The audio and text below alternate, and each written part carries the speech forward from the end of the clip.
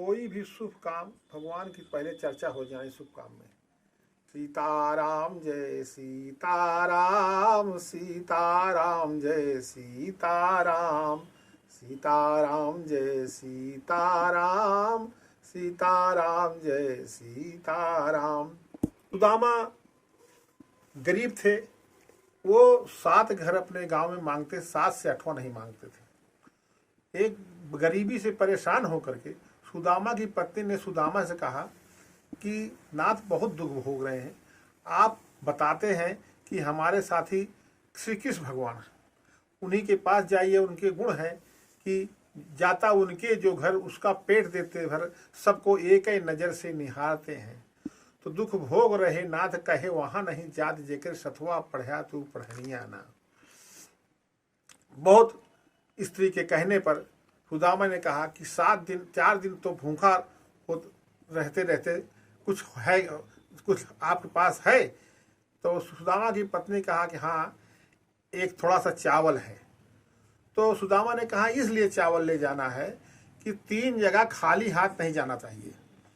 राजा, गुरु और बेटी के यहाँ खाली हाथ नहीं जाना चाहिए, नहीं सम्मान नहीं मिलता है। तो सुदामा जी पत्नी के कहने पर श्री कृष्ण के यहाँ तैयार हुए। तो कैसे जा रहे हैं? सुदामा की पत्नी को के बार बार प्रयत्न करने से पर सुदामा जी श्री कृष्ण के यहाँ जाने के लिए तैयार हुए और चावल लेकर के गए। जा रहे हैं, चले श्याम सुंदर से मिलने सुदामा, गाते चलो मन में हरे कृष्ण रामा।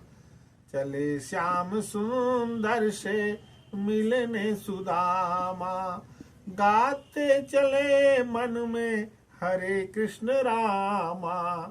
लोटाय डोरी कंधे पे लटकाए, लोटाय डोरी कंधे पे लटकाए, चावल की पुटली बगल में दबाए।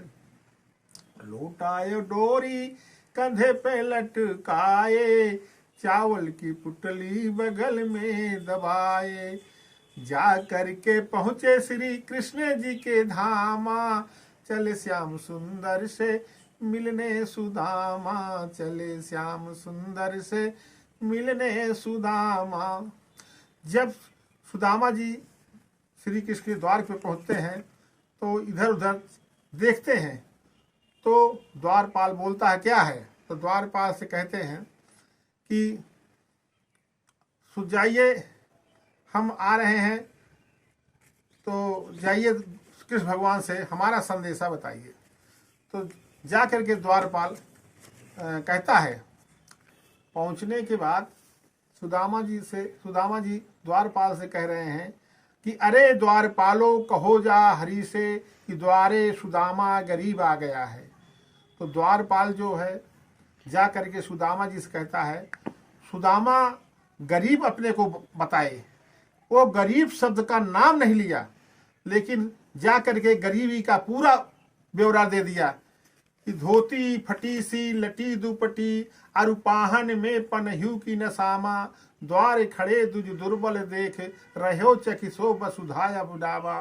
पूछत दीन दयाल के धाम, बतावत यापन नाम सुदामा।